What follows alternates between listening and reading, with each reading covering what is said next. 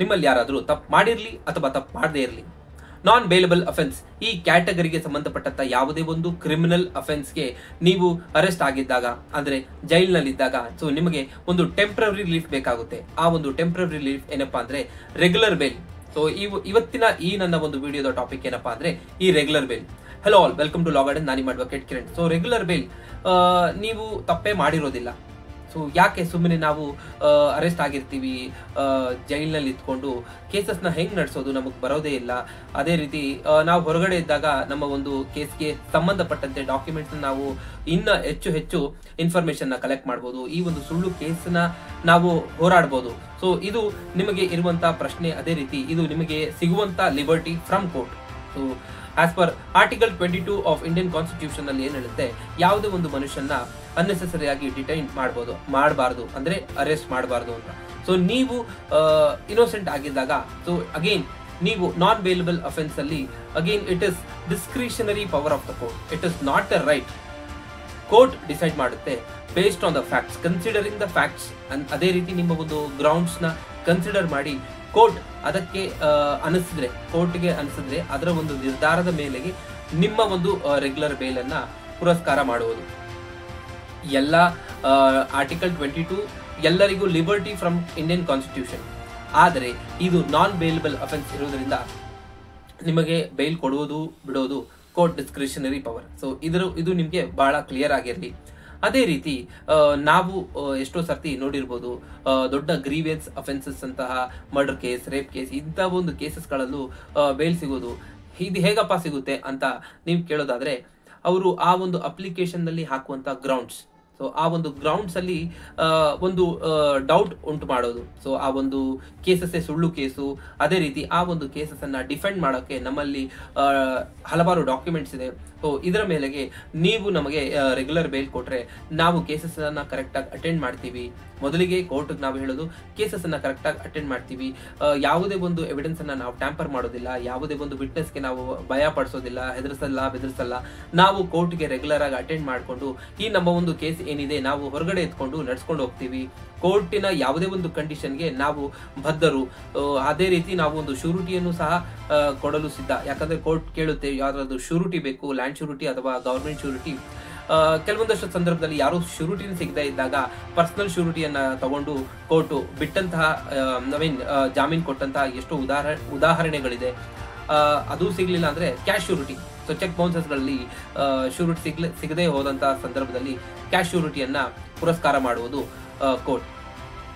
ಇನ್ನೊಂದು ಒಂದು ಕ್ಲಾರಿಟಿ, ಅದೇ ರೀತಿ ಒಂದು ಎಕ್ಸ್ಟ್ರಾ ಇನ್ಫಾರ್ಮೇಶನ್. ಸೊ ನಾವು ಈಗ ಒಂದು 6 to 7 months ಇಂದ ನೋಡ್ಕೊಂಡು ಬಂದಿರುವ ಹಾಗೆ ನಮ್ಮ ಒಂದು ಕರ್ನಾಟಕದ ಒಂದು ನಟ ದರ್ಶನ್ ರವರು, ಸೊ ಅವರು ಅರೆಸ್ಟ್ ಆದಾಗ ಆ ಒಂದು ಸೆಕ್ಷನ್ ಮರ್ಡರ್ ಕೇಸಲ್ಲಿ ಅರೆಸ್ಟ್ ಆದಾಗ ಎಷ್ಟೋ ಜನ ಟಿವಿ ಮಾಧ್ಯಮಗಳಲ್ಲಿ ಕೂತ್ಕೊಂಡು ಇವರಿಗೆ ಬೇಲೆ ಸಿಗಲ್ಲ, 2 ವರ್ಷ ಆದ್ರೂ ಸಿಗಲ್ಲ, 3 ವರ್ಷ ಆಗಾದ್ರೂ ಸಿಗಲ್ಲ, ಇವರು ಇನ್ನ ಪರ್ಮನೆಂಟ್ ಜೈಲಲ್ಲೇ ಇರ್ತಾರೆ ಎನ್ನುವ ಹಾಗೆ. ಯಾಕಂದ್ರೆ ಅವ್ರಿಗೆ ಆ ಒಂದು ಸುದ್ದಿ ಅಥವಾ ಆ ಒಂದು ನ್ಯೂಸ್ ಬೇಕಾಗಿರೋದ್ರಿಂದ ಸುಳ್ಳು ಅವ್ರಿಗೆ ಏನ್ ಗೊತ್ತಿದೆಯೋ ಅದನ್ನೇ ಮಾತಾಡ್ತಿದ್ರು.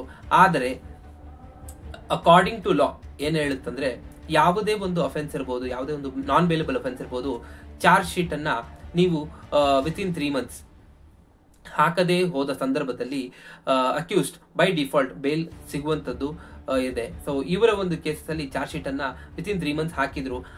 ಆದರೂ ಸಹ ಸೆಷನ್ ಕೋರ್ಟ್ಗೆ ಕೆಲವೊಂದಷ್ಟು ಗ್ರೀವಿಯಸ್ ಅಫೆನ್ಸ್ಗೆ ಬೇಲ್ ಕೊಡುವಂತ ಪವರ್ ಇರೋದಿಲ್ಲ. ಸೊ ಸೆಷನ್ ಕೋರ್ಟ್ ಅಲ್ಲಿ ರಿಜೆಕ್ಟ್ ಆಯ್ತು ಅವರ ಒಂದು ಬೇಲ್.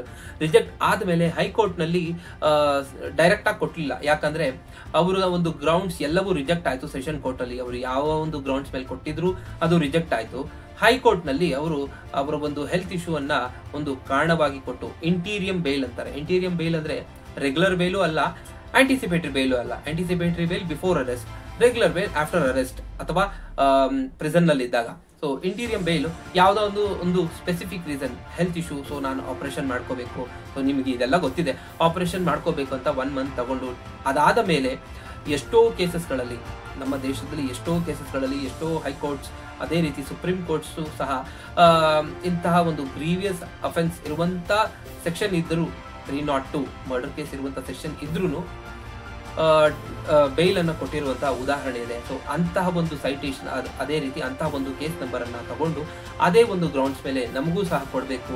ಯಾಕಂದ್ರೆ this person is not a normal person, he is a public figure. ಅದೇ ರೀತಿ ಈ ಒಂದು ಕೇಸಲ್ಲಿ ಬಹಳಷ್ಟು ಗೊಂದಲಗಳಿದೆ, ಇನ್ವೆಸ್ಟಿಗೇಷನ್ ಪ್ರಾಪರ್ ಆಗಿ ಆಗಲಿಲ್ಲ. ಇದೇ ರೀತಿ ಈ ಒಂದು ಕೇಸಸ್ ಅಲ್ಲಿ ಇವರ ಒಂದು ಪಾತ್ರ ಏನೂ ಇಲ್ಲ, ಈಸ್ ವೆರಿ ಇನ್ನೋಸೆಂಟ್. ಈ ಒಂದು ಇನ್ನೋಸೆನ್ಸ್ ನ ಪ್ರೂವ್ ಮಾಡೋಕ್ಕೆ ನಮ್ಮಲ್ಲಿಯೂ ಸಹ ಎಷ್ಟೋ ದಾಖಲೆಗಳಿದೆ ಎನ್ನುವ ಈ ಒಂದು ಆರ್ಗ್ಯುಮೆಂಟ್ಸ್ ಅನ್ನ ಅವರು ಯಾರೇ ಅಕ್ಯೂಸ್ಡ್ ಪರವಾಗಿರುವಂತಹ ಹಿರಿಯ ವಕೀಲರಾದ CB ನಾಗೇಶ್ ರವರು ಮಂಡಿಸಿದ ಮೇಲೆ ಕೋರ್ಟ್ ಅದನ್ನ ಪರಿಗಣಿಸಿ, ಯಾಕಂದ್ರೆ ಯಾರ ಮೇಲಾದ್ರೂ ಕೇಸ್ ಹಾಕ್ಬಿಟ್ಟು ಅವ್ರ ಮೇಲೆ ಚಾರ್ಜ್ ಶೀಟ್ ಹಾಕ್ಬಿಟ್ಟು ಒಳಗ್ ತಳ್ಬಿಟ್ರೆ ಅಥವಾ ಒಂದು ಪ್ರಿಸನ್ ಅಲ್ಲಿ ಇಟ್ರೆ ಅದೇ ನಿಜ ಅಂತ ಎಲ್ಲರೂ ನಂಬ್ಕೋತಾರೆ. ಟಿವಿ ಮಾಧ್ಯಮಗಳಲ್ಲಿ ಬಂದಿದ ತಕ್ಷಣ ಇದೇ ನಿಜ ಅಂತ ನಂಬ್ಕೊಂತಾರೆ.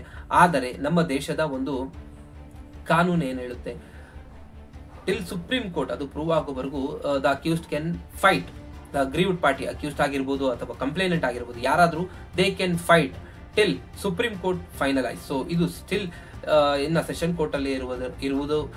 ಅದೇ ರೀತಿ ಈ ಒಂದು ಗ್ರೀವಿಯಸ್ ಅಫೆನ್ಸ್ ಇದ್ರೂ ಸಹ ಕೋರ್ಟ್ ಎಷ್ಟೋ ಸತಿ discretionary power of the court, using the discretionary power of the court bail ಅನ್ನ ಗ್ರಾಂಟ್ ಮಾಡುವಂಥದ್ದು. ಸೊ ಇದು ಈ ಒಂದು ನನ್ನ ಒಂದು ವಿಡಿಯೋದಲ್ಲಿ ರೆಗ್ಯುಲರ್ ಬೇಲ್ಗೆ ಇರುವಂತಹ ಎಷ್ಟೋ ಒಂದು ಗೊಂದಲದಲ್ಲಿ ಈ ಒಂದು ಏನಂತೀರಾ ಚಾರ್ಜ್ ಶೀಟ್ ವಿತಿನ್ 90 days ಅದು ಫೈಲ್ ಆಗದೆ ಇದ್ರೆ, ಇಫ್